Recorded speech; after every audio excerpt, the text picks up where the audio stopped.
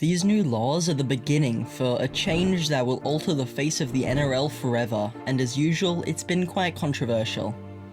Injuries that have lasting effects like concussions are an accepted risk by players, but they still happen way too often, as one concussion is statistically going to happen every 2 games in professional rugby league. The RFL has lowered its legal tackle height limit from the shoulders to the armpits.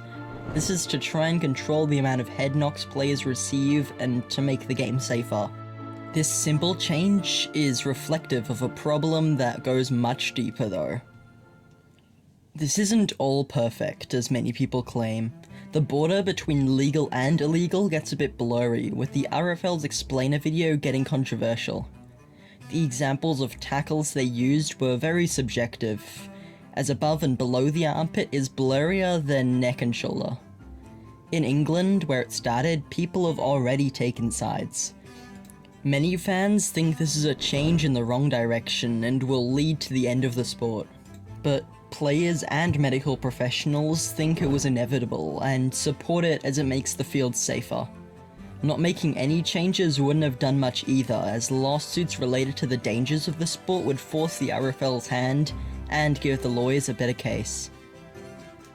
The introduction of these laws in England was heavily planned, backed by extensive scientific research and data. The RFL's Brain and Health and Clinical Advisory Group has stated that the change would be integrated by pro games and into the Super League in 2025, which would have big effects on the NRL as well, as changes even out in the world of professional rugby league. The implementation of similar laws in the NRL could lead to a significant shift in strategy of the game and the coaches. Players would need to adapt their techniques and strategies to comply with the new regulations. This could lead to a more level playing field where skill and strategy take precedence over brute force. They have also introduced a new job for people to spot potential concussions and make the right call whether to take a player off or keep him on. This change was probably accelerated by the threat of a class action lawsuit, which hasn't been served yet but clearly isn't far off. The RFL was the first to take action, as England is the first to see legal action on the horizon, but the NRL and IRL are both communicating with the RFL as things change, and we can expect similar stuff to happen down here. These lawsuits are gonna come to the NRL, and it may never be the same again, as how the game is played professionally will change once health risks are brought to everybody's forefront.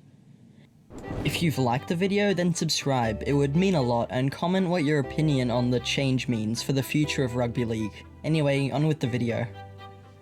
Several NRL coaches have also given their own input into the situation.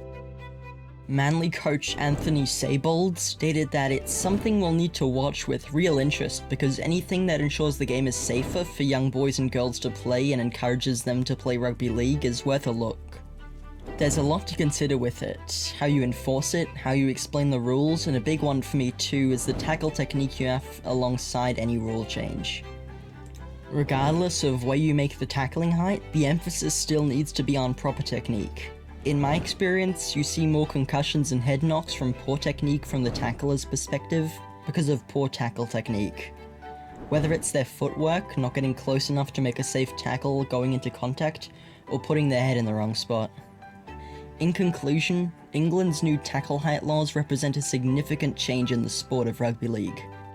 They have the potential to change the face of the NRL and other rugby leagues around the world.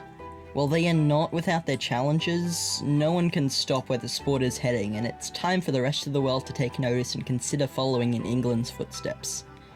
After all, the ultimate goal is to ensure the safety of the players and the longevity of the sport, and if these laws can contribute to achieving that goal, then they're worth every bit of consideration. That's the end of the video. If you like my stuff, then check out this video as well, and I hope to see you there.